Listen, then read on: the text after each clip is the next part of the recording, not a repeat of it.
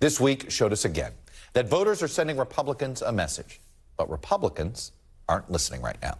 Despite all indications that Trump's unpopularity could hurt the party in 2024, for now, the party seems to be sticking by him.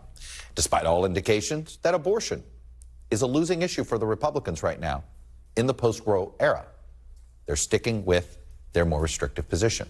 We saw more proof of that this week when Judge Janet Protasiewicz, the liberal-backed candidate in Wisconsin's Supreme Court race, romped the conservative-backed candidate, Dan Kelly, by double digits. Protasiewicz supporters emphasized throughout the campaign that their candidate could be the swing vote on cases deciding abortion access in the state.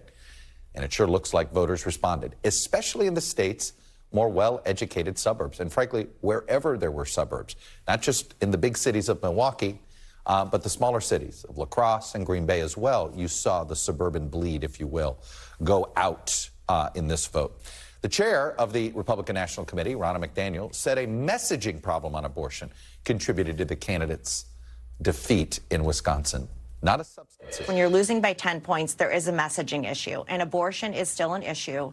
And we can't allow the Democrats to define Republicans and put millions of dollars up in lies and have it go unanswered. I'm a suburban woman. I know this is an issue. I hear it with my friends, with my young daughter.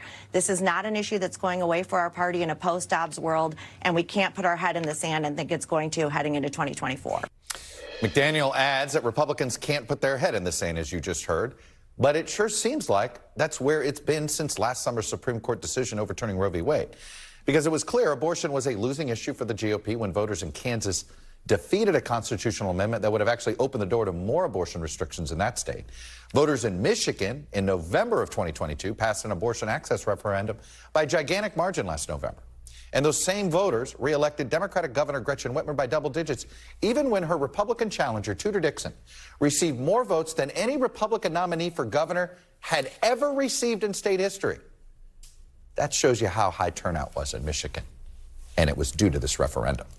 Across the board in the midterms, abortion was the top issue for 27% of voters in our exit poll. That trailed only inflation. 3 in 4 voters who said abortion was their top issue voted for the Democratic candidate.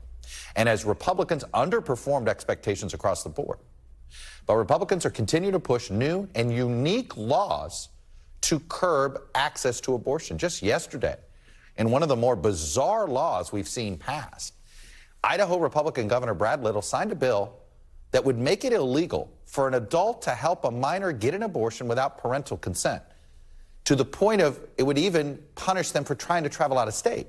They've already banned abortion in Idaho. So this law is simply about punishing individuals who help minors travel across state lines. We're not sure how they're going to prove this. Border Patrol between Idaho and Washington State. I don't mean to be facetious here, but enforcement here seems to be unclear. In Florida, Republican lawmakers may soon pass a 6-week ban on abortion that Governor Ron DeSantis has already pledged to sign. And believe it or not, despite what clearly looks like swing voters' antipathy to these restrictive abortion laws, Ron DeSantis is eager to sign the bill because of this fact. He's concerned that Florida's current 15-week ban has made his state an abortion sanctuary, at least in the Deep South. And that actually is true when you look at the states that border Florida. So for many in the Republican Party, abortion access is a moral fight. And of course, that means if you believe something's morally reprehensible, how do you compromise your morals, right?